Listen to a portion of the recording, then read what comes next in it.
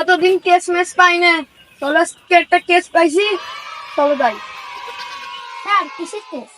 আরে কোনো case mace না, হ্যালো মিশে কথা, চলো যাই দেখি।